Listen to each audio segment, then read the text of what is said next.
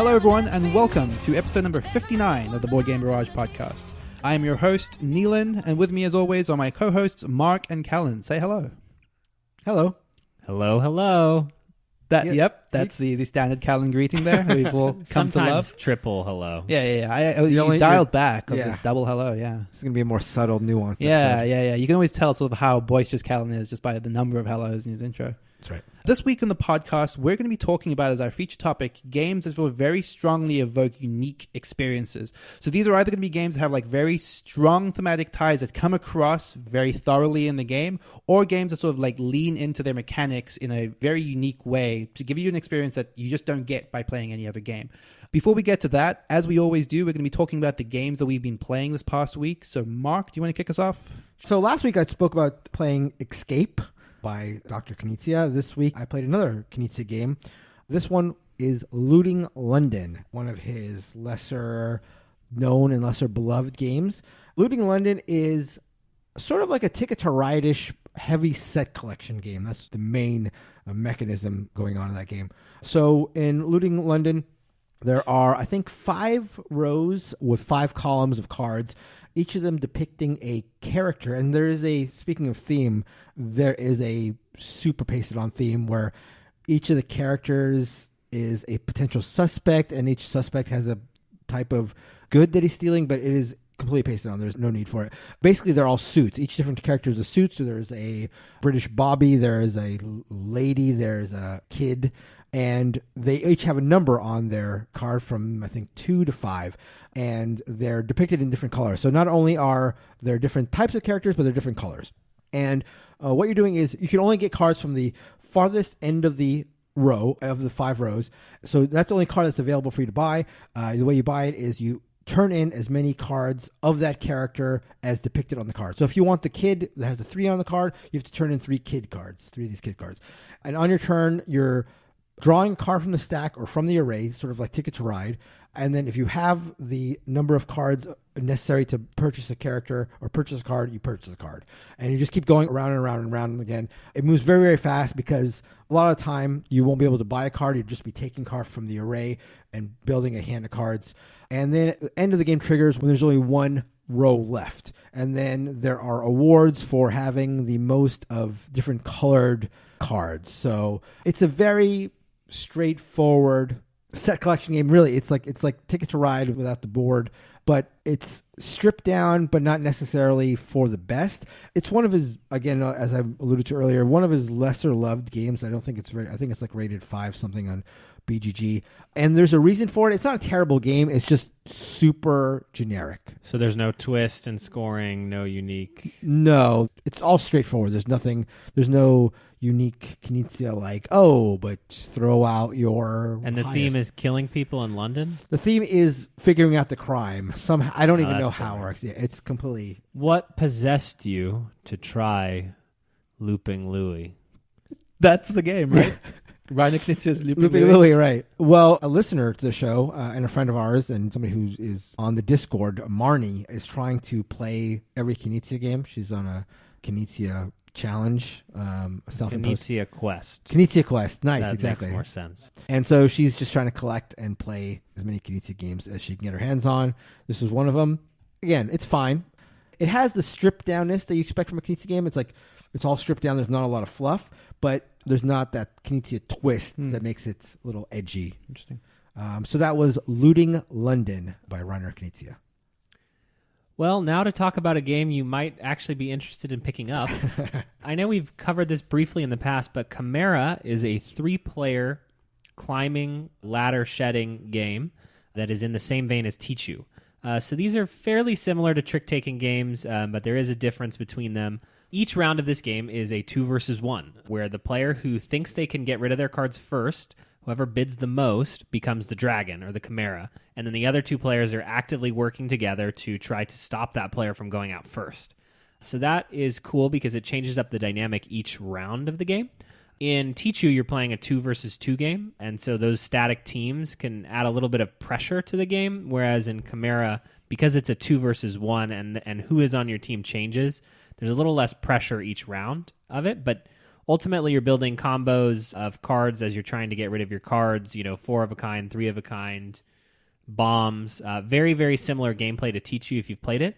This is kind of similar to a lot of classic traditional card games like Oh Hell and The Great Dalmoody that you may have played as a kid, but with a little bit more of gamer elements added on top of it. I really like Chimera. I hear it's extremely inexpensive on Amazon right now. We were talking about it in the Discord this past week. I think it's great. I think it's perfect. I picked it up immediately after we played it for the first time and have now played it a couple more times and really enjoy it. I think what it allows you to do is actually your strategy will change from hand to hand because you're playing to a point limit of, let's say, 200 points. And so in the first round, everyone is on an equal playing field because you all have 0 points.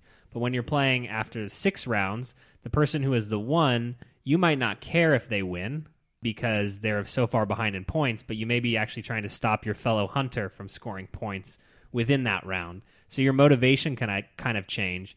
And the hunters swap cards before the round starts. And what's hilarious is presumably they're on a team, so they're swapping good cards to try to help each other build combos, but you can trade them horrible cards if you don't want to help them. Chimera is this very specific style of game. If you're into old school, traditional card games, but with gamery elements added to them, this is so great. There's something good. It harkens back to an older time of nostalgia for me where the game is just an excuse to sit and joke and goof off with your family or friends. And so it's great to have games like this around for those opportunities. That is Chimera. I've always heard a lot of good things about Tichu, but it seemed like a game where people who played it were so good at it that it was intimidating to a newcomer. It felt like a game where if you made the wrong move playing with inexperienced players, you'd ruin it for everybody. So that's what appealed to me about Chimera, because it's a relatively new game, so you don't have that same edge. And yeah, like you said, my couple plays of it have been fantastic. And again, it scratched that traditional card game itch, and that's just a really comforting feeling to have. Yeah, even the flow of a game like this, which is shuffle all the cards, hand them out, right, plan out your round, and then play it, and then there's another couple minutes of downtime, shuffle the cards. There's just this flow and structure to it that works so well, like after 11 p.m. Sure. Where let's play one more game. There's 3 of us, so let's play Chimera. I think that's cool. I think Tichu, the strategic ceiling of Tichu is probably higher because that team variant, what you pass to each other, and you're actually literally just on a team. Yeah. Whereas in Chimera, you're actually only in it for yourself from a point total.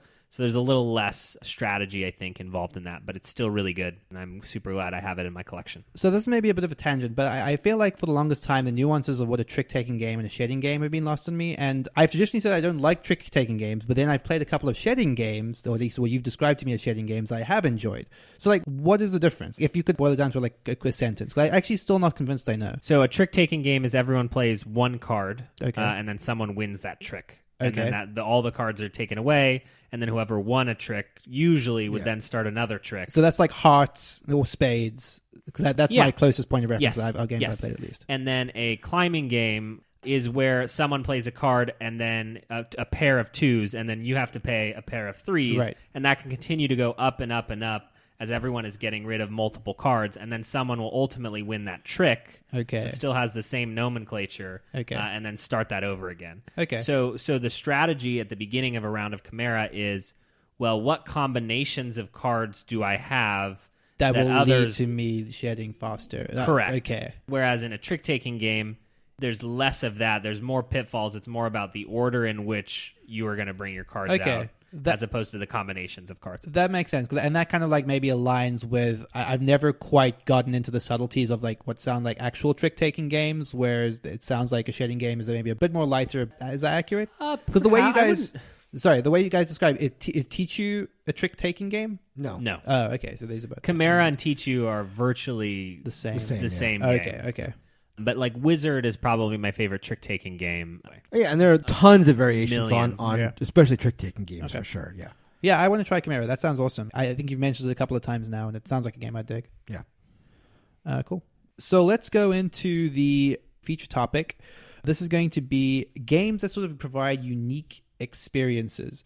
Maybe a small peek behind the curtain here is that there was maybe a little bit of debate exactly what this means. So we're probably going to have very slightly different interpretations on this. But I think we peek behind the kimono. Right, on sorry, this yeah. podcast. That's right. So I think we're all going to have very slightly different interpretations of what a unique experience means to us, whether that's mechanically, whether that's something providing a unique experience thematically, or some good combination of the two of those. And that's probably going to be reflected in our lists. So this is going to go horribly wrong very quickly. Well, I think one of the things that I think came up a lot in our top 50 games of all time was this game gives me something that no other game does. Right. And whether that's strictly a mechanism, I don't think it isn't usually strictly a mechanism. It's like, wow, I've never felt this way before in a game, and isn't that strange or isn't that unique? And that's sort of where I've based my list around, sort of the correct way. The correct interpretation. That's right. So Mark, what was your take on that? Mine was games that uniquely evoke the theme they're trying to project. So these are games that I think the mechanisms and the theme sort of combine well, where I feel immersed into the experience that they're trying to get across. Yeah, I think I sort of came a little bit close to what you're describing there, which is that... Wait, does that mean we both have Biblos as number one? We'll have to see. Yeah. So games sort of have a specific theme that maybe is not necessarily underrepresented, but is not ever as represented as strongly as these specific games do. Right. So we're going to be counting down our top 5 games that we think do this especially well. And let's go around the table as we usually do. We're starting with Kellen. I do want to give the one caveat that some of my favorite games of all time that I've just rehashed over and over again, I've left off of this list. They have ascended into the Tankdom Hall of Fame. Yeah.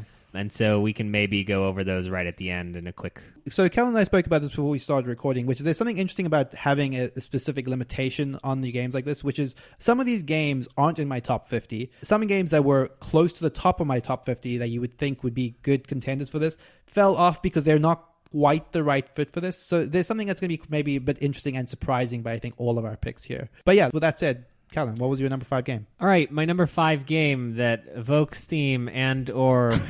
provides a unique experience and or provides an original experience is Food Chain Magnate. Wow. Great pick. Food Chain Magnate is a very unique cutthroat Euro game where you are running a fast food business. And in that business, you are the CEO. So you start as a CEO and you're doing a mild version of deck building where you're fleshing out your company.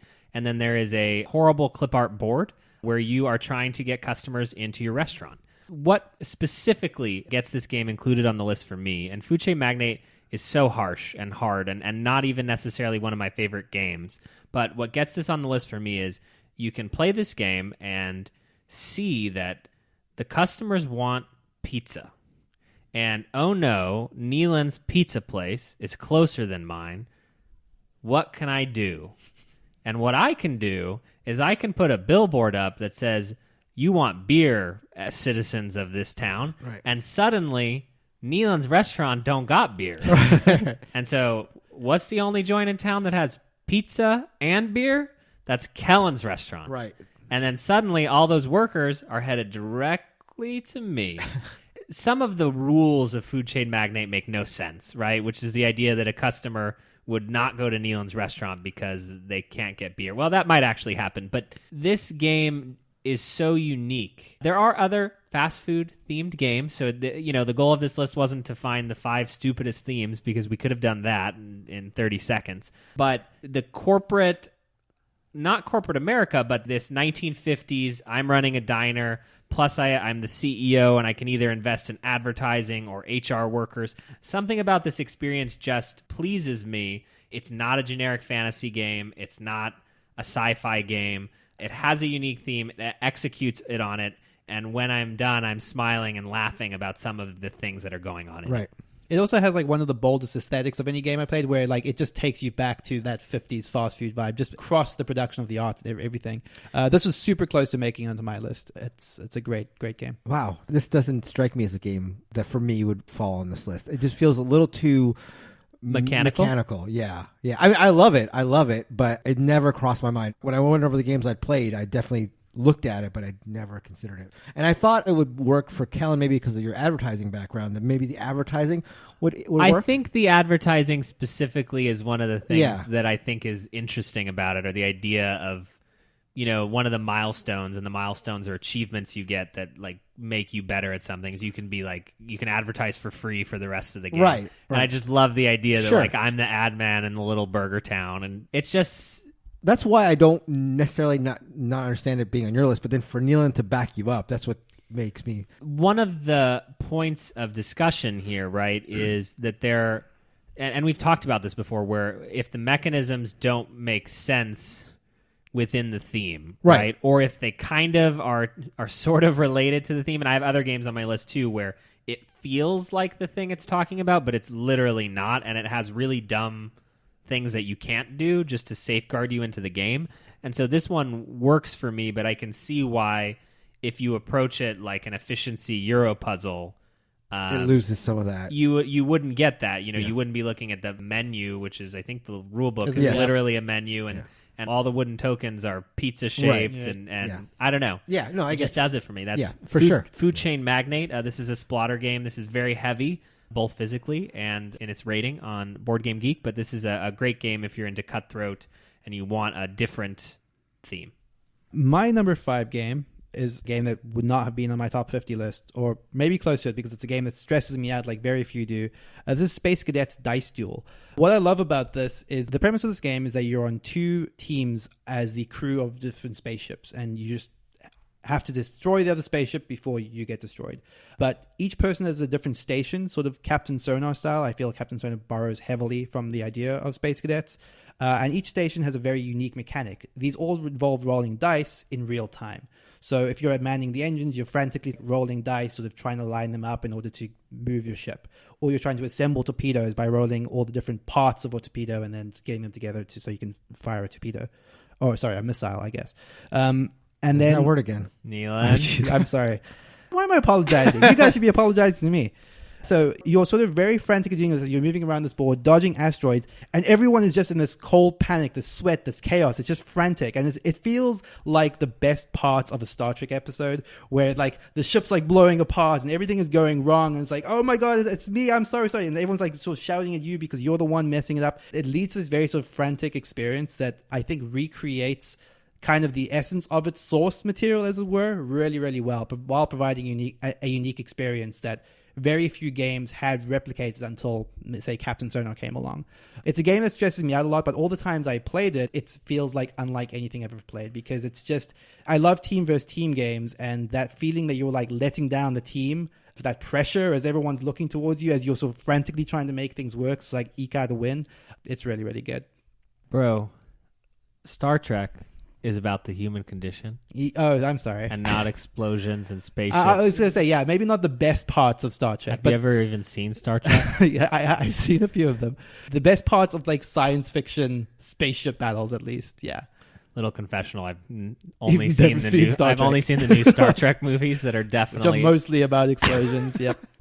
But you'd still recommend this game to new people now? Oh, totally. I think so. The only reason I've stopped playing it is because it so unnerves me to play it because of the pressure of it. But oh yeah, absolutely. It's very light. It's a real-time dice rolling game, so you've got to know what that entails. You're just rolling and re-rolling dice until you get the things you need. I would still recommend it, absolutely. Cool. My number 5 game sort of encompasses a genre of game. I'm specifically going to refer to Longshot, but this is about racing games, but specifically horse racing games for some reason. Hundreds? That's not a horse racing game. You do need horse sense to excel in that game. But how many horses are there in your game? There are, I believe, 6. So, 200, bro. I love that's like the minimum required for hundreds. I just love the feeling in a race game. Again, one thing is race games are sort of a simple type of game to explain to people. Everybody knows what a race is. So the entry level required to get people to play a game like this is low. So you usually get a larger crowd, and a lot of race games will handle a lot of players. So Longshot is no different. I think it goes up to 8, something like that. So first of all, you get the feeling of having a crowded table, which is always nice. You have a lot of people playing generally, and this game is only good when you have a lot of people playing.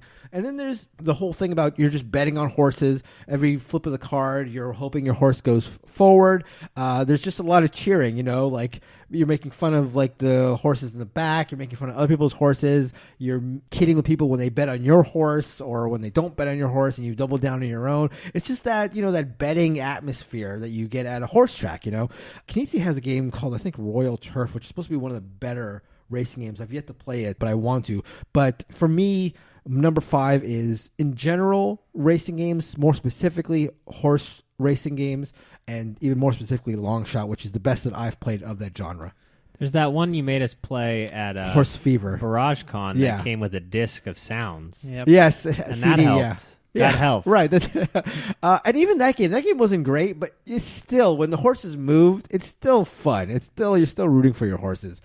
It's funny, I've never thought about those games in that sense, but it definitely, my closest analogous is like Camel Up. I was going to say, Camel Up is maybe almost my preferred in that. Sure. Smidgen of that, but I see how the horse race trappings, and I actually think maybe Camel Up mechanisms, but in a horse racing theme would probably be. The thing about horse racing games usually, or not usually, sometimes you're assigned a horse. Camel Up is all about the bet, so it's just nice to have a little bit more when you actually have a horse. Even though you can bet on other horses, just like to have one you're backing. The most elegant horse, right, of all the horses. Yeah, Betsy has a foal and she coddles it, or whatever the thing was. Yeah, we should combine hundreds of horses plus Long Shot. Ooh. Have like a full thematic experience.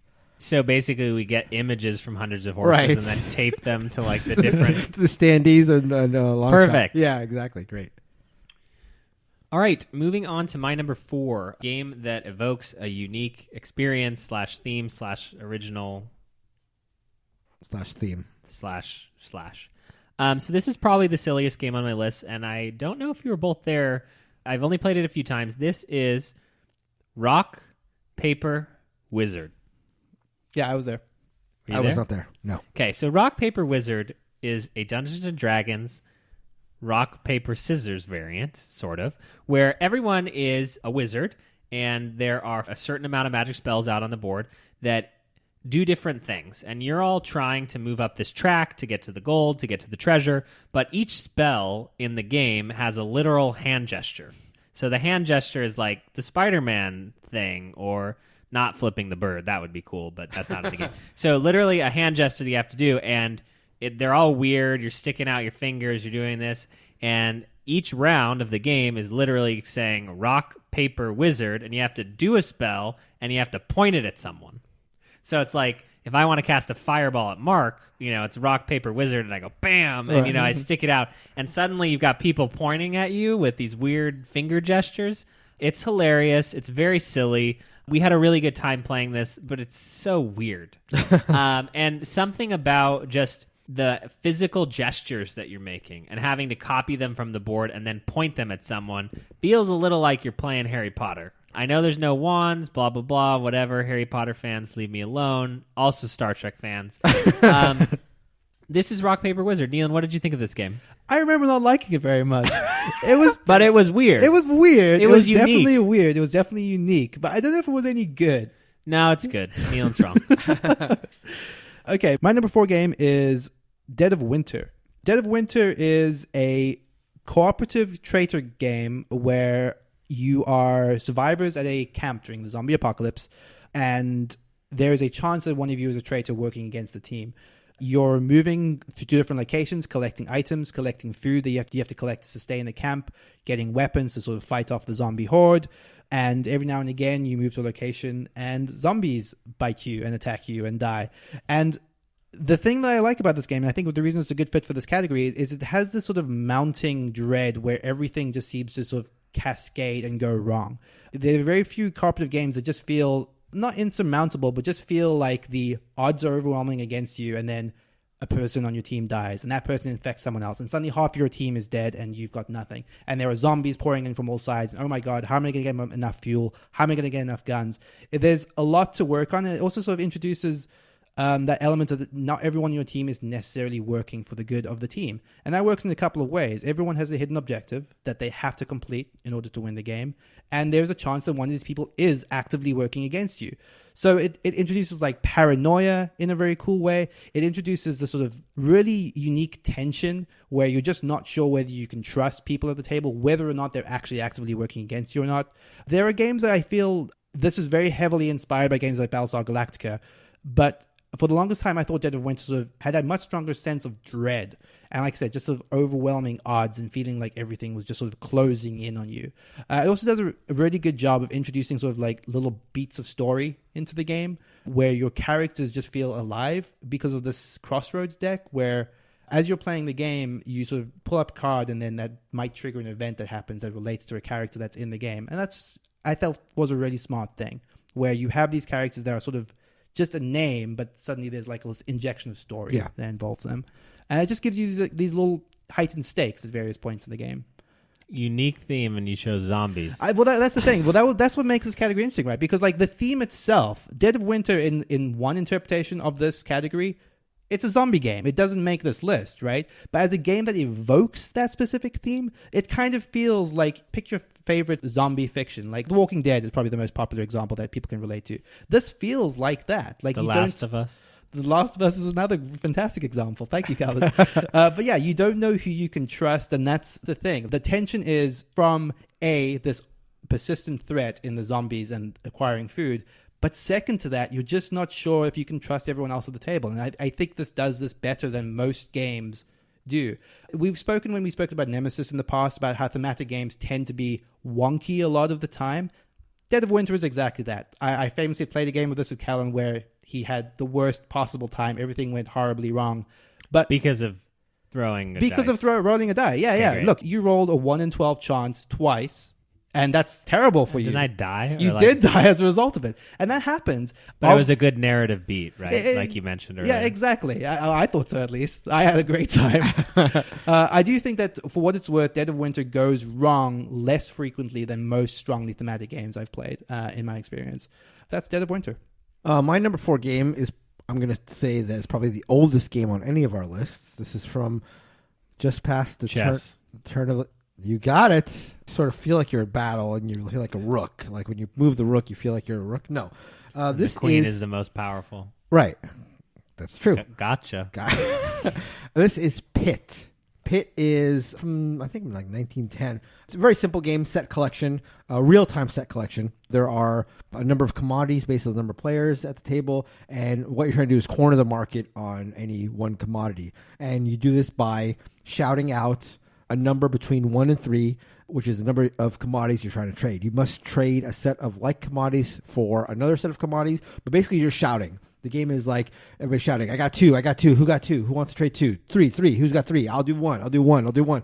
You just feel like you're in the pit of the stock market. I've introduced this to people who are not gamers, and when they're not familiar with it, when they haven't played it in the past, they just get like such a kick out of it. It does conjure up this frantic trading floor. It's a classic game that I still think is underrated. The newer versions come with a little bell to start and close the trading, which is even more evocative of the trading floor. Yeah, number 4 for me is Pit. I prefer the retheme Happy Salmon. Happy Salmon is not like Pit. Happy Salmon's not like Pit at all. You're screaming at each other, trying to get someone to participate in something with you. Give them a little floppy handshake. Yeah, no, it's not set collection. It's not cornering the market. It's not that. It doesn't have that economic thing. It's got a little bit of it, but Pit. One of the things I like about Pit is when you've traded with someone and you know they've got the resource you don't want, right? And then you start to trade with them again because it's so zany, right? And you're like, wait a minute, no, like I'm done. No more wheat. That is great. No more wheat from Mark, please. That's great. I love that.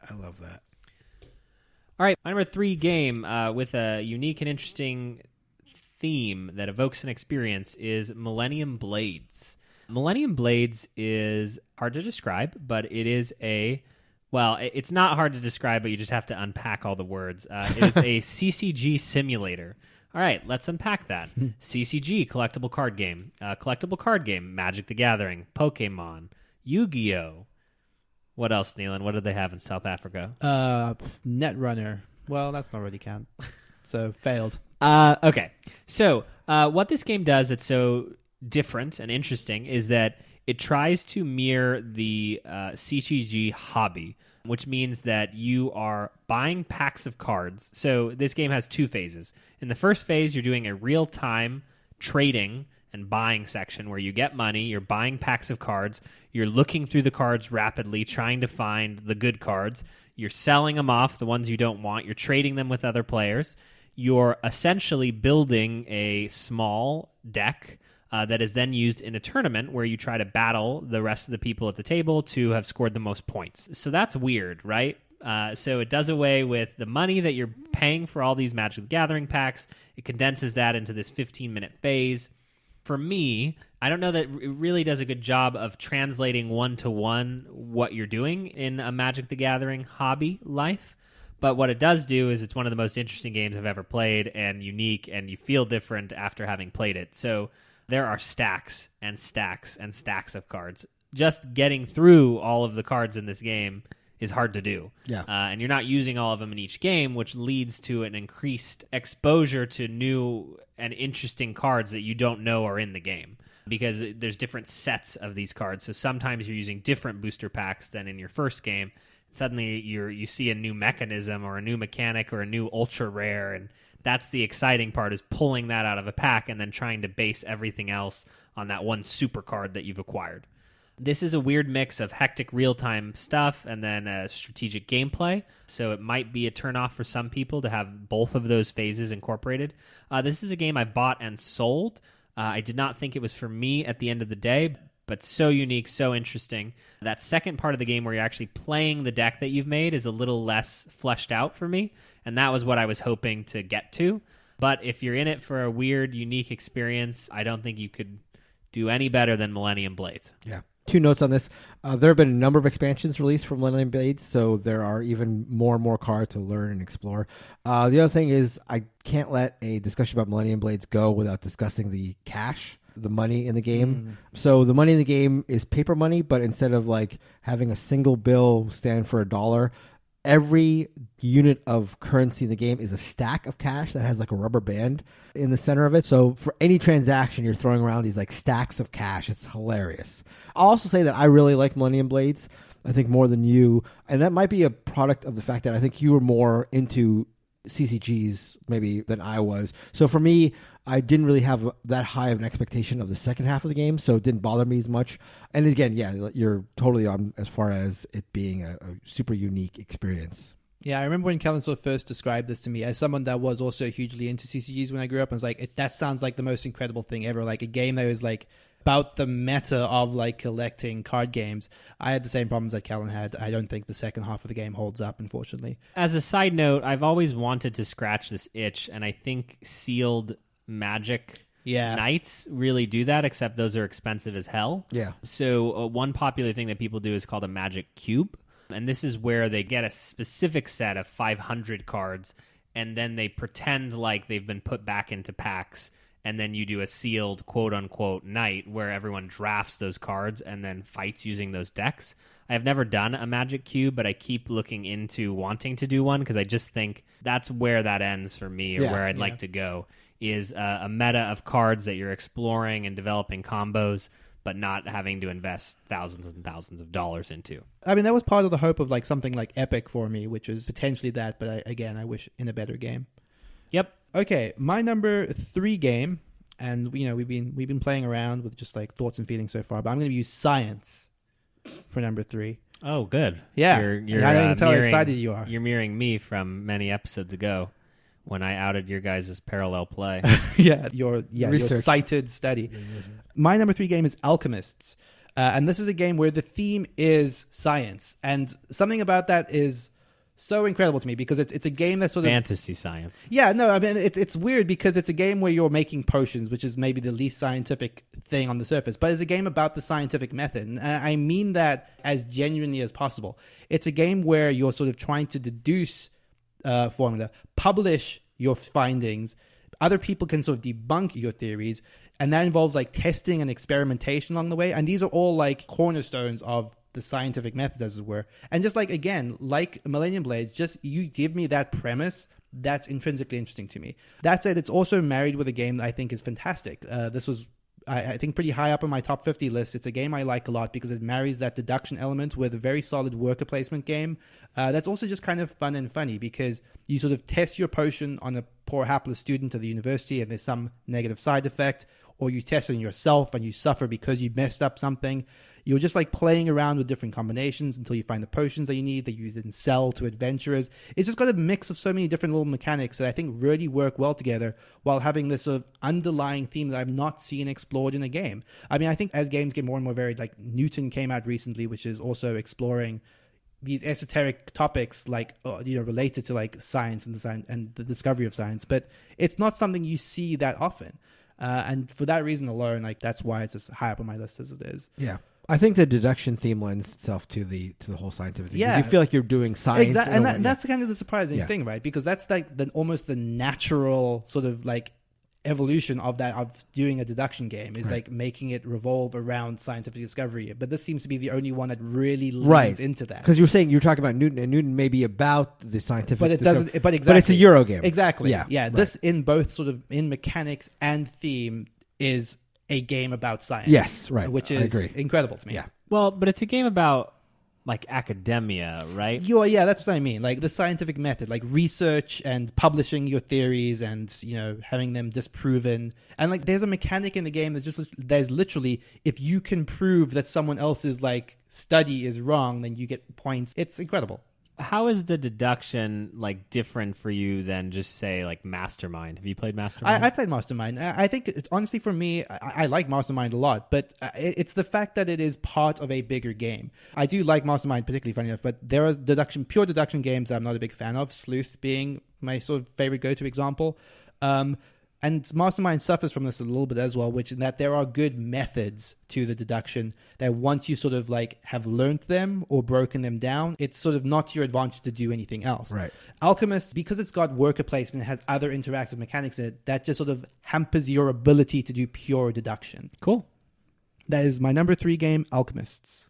My number 3 game is Chaosmos. This is a game that is sort of a hide-and-seek board game, which is unique. The goal of the game is there's a clock in the center of the game, and once you take your turn, you move the clock down one slot on the dial until you hit the 0. And once the 0 is hit, the winner of the game is whoever has the ovoid, which is a card that is seated somewhere at the beginning of the game. It may be sitting in a planet. Somebody may have been dealt the ovoid to start the game. So the goal is find the ovoid. Doesn't matter if you have the ovoid at the beginning of the game or the middle of the game. All you have to do is have it at the end of the game.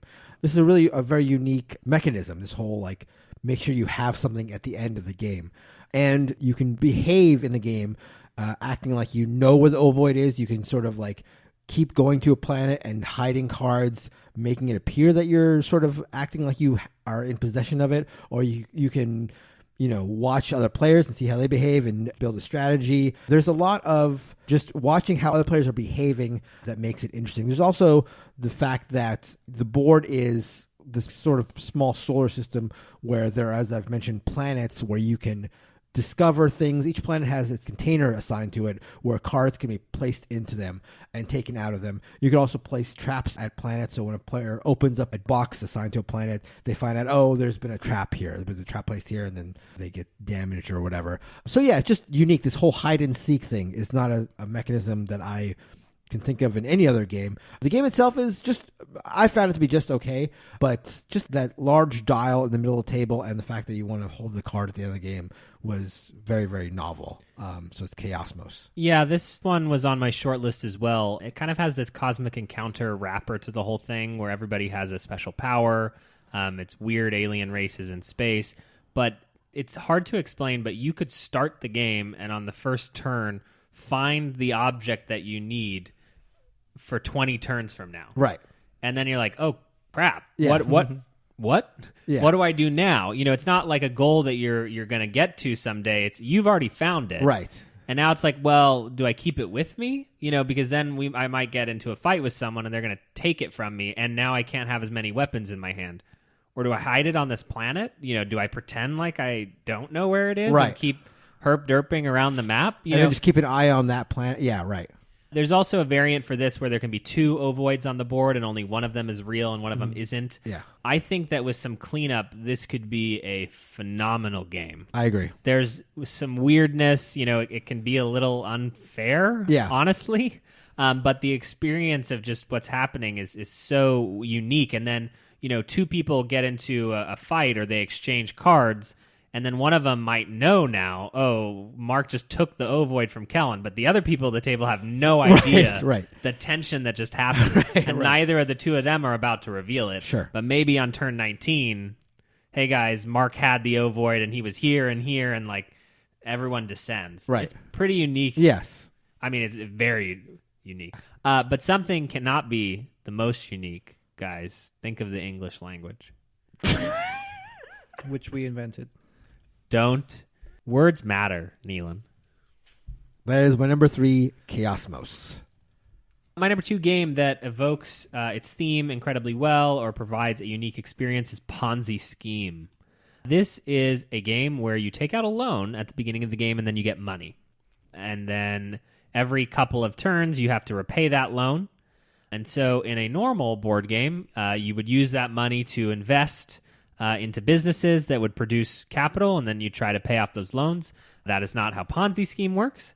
The only thing you do in Ponzi Scheme is take out more loans to pay off your previous loans.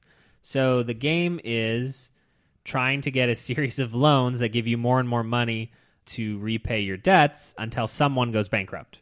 And then once one person goes bankrupt, that player loses, and then everyone else compares. And there's a winner based on some set collecting, based on your money. This feels like nothing else, that is for sure.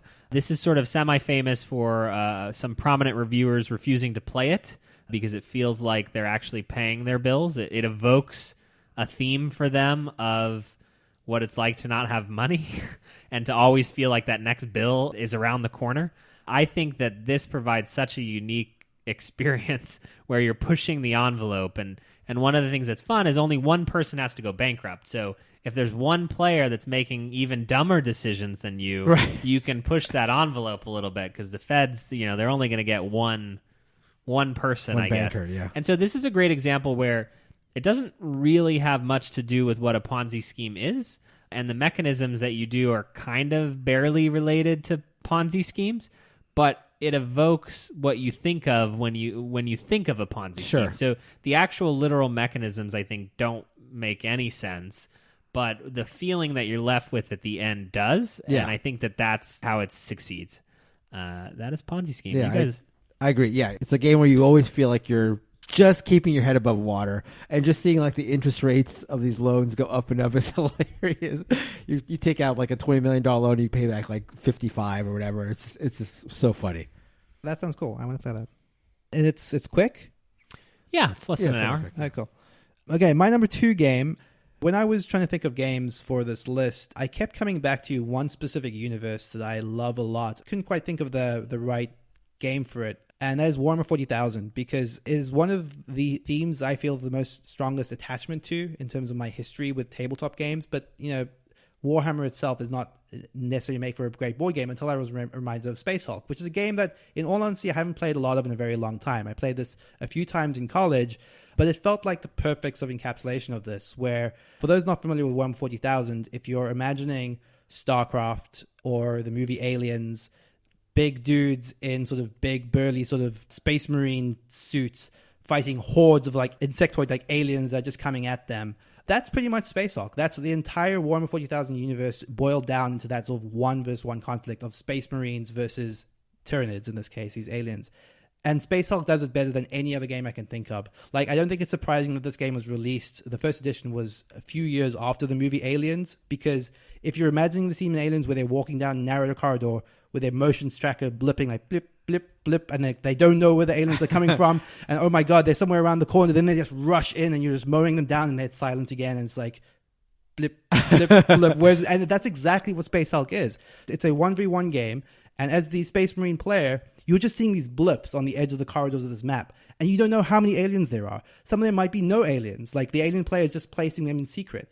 Then you turn a corner and suddenly there's 5 aliens rushing at you, and you sort of fire all your guns. Your guns have limited ammunition, and you sort of just like mow them all down, and then you barely escape, and then you do it again. Right.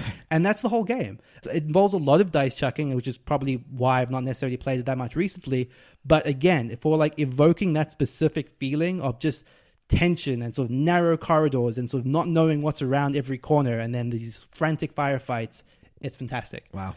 And all this while being in a universe that I sort of hold very dear, which is the Warhammer 40,000 universe. It's a game that, as it's got newer and better editions since its release, I've been very excited to revisit and haven't really gotten around to.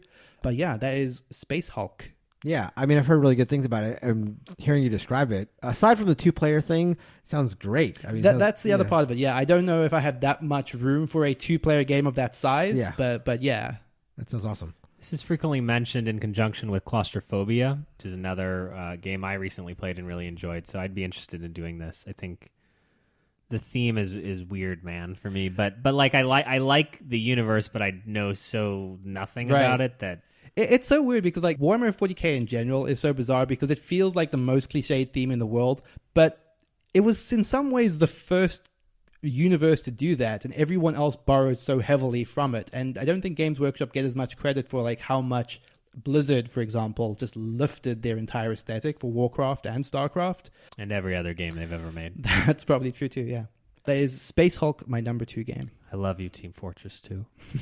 When I heard you say Warhammer 40K, I assumed this was going to be Kill Team. My number 2 is my thematic game that I've never played. My number 2 game evokes first-person shooters. This is Adrenaline. Adrenaline is a dudes on the map, kill everybody you can, kill your fellow players. There are no enemies. You're just trying to kill your fellow players. It incentivizes the player who's sort of survived the longest to be the one who is now targeting the target of everybody else's bullets, because as players get killed, the victory points they give lessen. It's a game where you're going in, you're going to die, because you respawn and you're picking up all these crazy weapons. The game comes with just a number of weapons. Each weapon is unique. It's got crazy names like the chainsaw or like the buzzkill. Every weapon in the game is different and has like a cool power to it. Again, it's a game where you're going to die, so nobody feels bad about being targeted. And when you're targeted, you sort of know why. Either you're close or you're worth a lot of points. And yeah, it just does that whole first person roam around the board killing people as well as I think a board game sort of can. And I'm not a person who's played many first person shooters, but from my limited background, I sort of get the same feeling from this one. Yeah, that's a great pick. It was actually close to being on my list as well. For a game that is basically a Euro resource management game, for how well it evokes like Quake and Unreal, which I think are very much the inspirations for it, it's great. Like, go to a room, pick up a crazy weapon, sort of turn around the corner, fire it on someone in that room. Yeah, and I should say this game has no dice to it. So in the way it plays, it's Euro-y, but you're still evocative of the first-person shooter. Did you mean that it evokes Halo, bro? Yeah, the original. Thank you. Good. Just glad we're on the same page. Have you tried the team version? I have not. No. I actually, I've never played this, and I'm really interested in doing it. Yeah. I unfortunately traded Adrenaline, one of my sort of regret trades, but I'm interested in getting it back to try the team versus team. Is this a confessional? Yeah, that could be. So my number 2 is Adrenaline.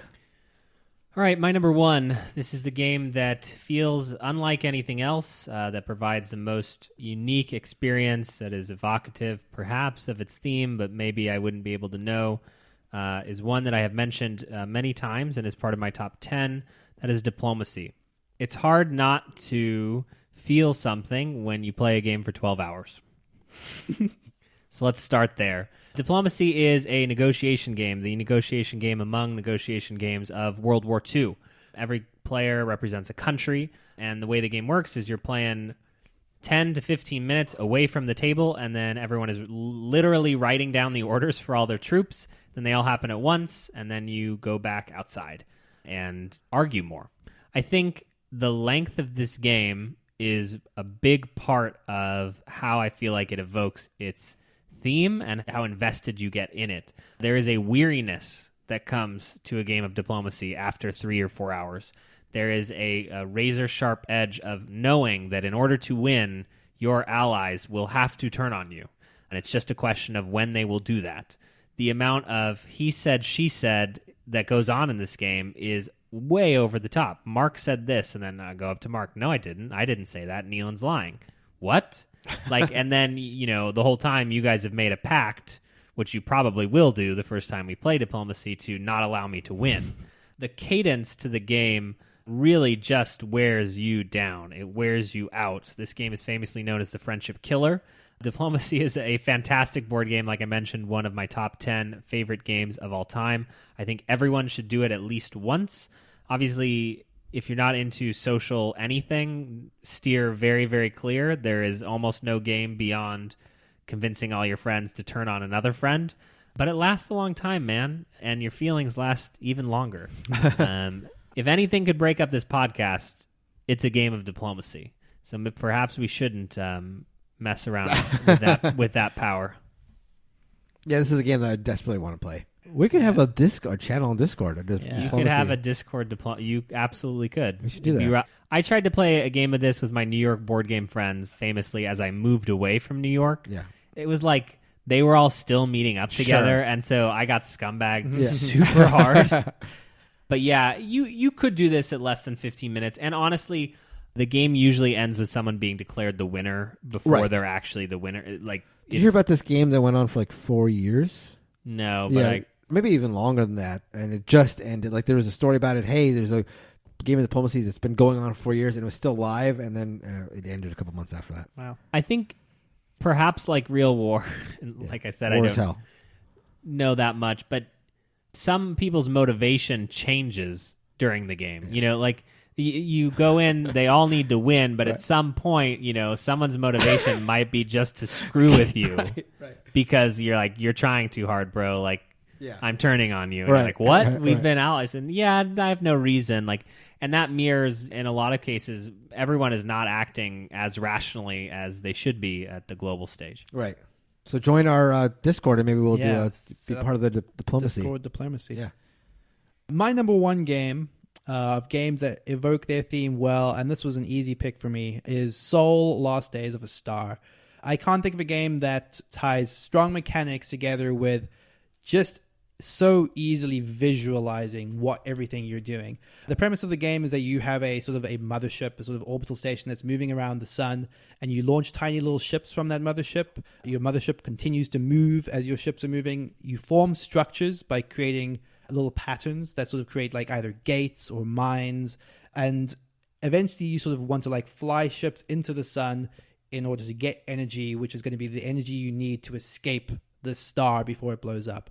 There's sort of like a variable timer on the game, so you're sort of trying to accomplish all this when you don't quite know when the star is going to blow, basically. And what I loved about this is, in a game that plays extremely well, I was picturing the movie version of this. Like, I'm seeing like this crew of people on the starship sort of moving around the sun, desperately sort of getting their resources together, competing with other people that are trying to do the same thing as the star is about to explode. And the last minute, they sort of hurl these desperate pilots into the sun to get this last burst of energy that pulses out as they're like chasing the tail end of it. And it's fantastic. It's just like the imagery it evokes is so perfect. Yeah. And it's a game that doesn't sort of like necessarily play into its theme as much as I'm describing, but it's all there. Yeah. You know what I mean? It's like they've clearly thought about how everything ties into this very specific story they're telling, but they don't go overboard with giving you the 2-page long sort of introduction into this universe. It's all there in your imagination. It's not told to you. Right. And I loved that. I thought that was fantastic. Yeah. I think even the sparseness of the mechanisms themselves help evoke this we're away in space, desolate. It's very stripped down, very pared down. Very pared down, but like rock solid. The game itself is like just rock solid game. So yeah, there's no fluff added to add to the theme. It's just this great game that, Yeah, exactly. It requires you to bring theme to it, even though it evokes all of that, but without beating you over the head with it. Yeah. That is Soul: Lost Days of a Star. My number one game, sort of the same situation as Callan's number one game, the high stress, and maybe the same as Nealon's number 5 game, Dice Duel. This is a high stress game. This is Captain Sonar. This is a game that I actually don't even really like playing because of how stressful it is. But this is a team versus team game. Everybody's assigned a role on a submarine, and you're trying to sink the other team before they sink you. And it's, again, real time. So there's just so many layers of tension in this game. A, it's real time. B, you're assigned a role on a ship, and it's one of 4 roles. So if you mess up, you're making your ship a quarter worse than it could be. You're trying to destroy the other team. It's not like you're racing to a goal. The goal is to kill the other team, and they're like literally across the table from you. One of the roles on the ships is solely to listen in on the other captain's instructions and write them down to try to track them. It's just so much tension in this game. We've played it a number of times, and it is the number one game in my experience where after I play it, I am just exhausted. I just can't. 2 games of Captain Sonar is the most I can do, even though it moves fairly quickly. Usually, I am just beat after it, just from the tension and the one-on-one. Even though it's team, like the team versus team, it feels like a battle to the death because it is. You're trying to sink their team. You just feel like you're in a bunker with the people who are sitting next to you, and I'm the navigator. I've got a navigator. I'm going to let this entire team down. Captain Sonar is my number 1 game on this list. I was so excited for this game, man, but it's too stressful. Yeah. Is that why you got rid of it? Because that's why I got rid of it. And one of the roles is so pivotal, and if you screw it up, the guy drawing the map, I'm constantly... But I love the idea of having to overhear the other team. Right. Above the cacophony of sound, you have to try to sort it out. Yeah. But man, it's insane. It's also tough because you need, I think, at least 6. Right. Ideally 8, but at least 6. So that's sort of rough as well. But like I said, I mean, this basically falls in the same category as Space Cadets Dice Duel. They're very, very similar games, and they have the same sort of pitfalls and kind of the same highs. But yeah, games that are so nerve-wracking and so stressful, but they are doing a thing that no other game does. Yeah. So I think that's going to do it for our lists. Thank you all so much for listening. As always, you can check us out on our social media if you want to try to get in touch with us. We're on Twitter. We are on Instagram. We are on Facebook. You can just search for us, and I'm sure you'll find us there. But we also have recently launched Discord, and we're always looking for more people to come talk to us there. So please check us out. That is at boardgamebarrage.com/Discord. We also have the Board Game Geek Guild if you prefer the forum approach. That's boardgamebarrage.com/guild. Thank you all for listening. Thank you as always to Heart Society for letting us use What's in Your Mind Kid as our intro and outro music. You can check them out at heartsocietymusic.com. Thank you all so much. I've said that 3 times now, so we're not going to say that. That's going to do it. Goodbye. Join the Discord Diplomacy channel. Yeah. Start your sign-ups now. Bye. Bye.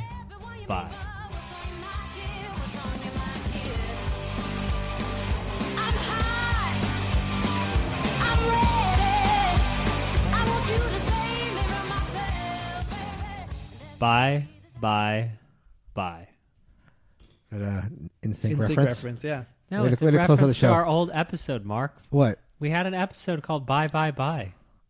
Which was an NSYNC reference, I thought. Yeah, I think it was.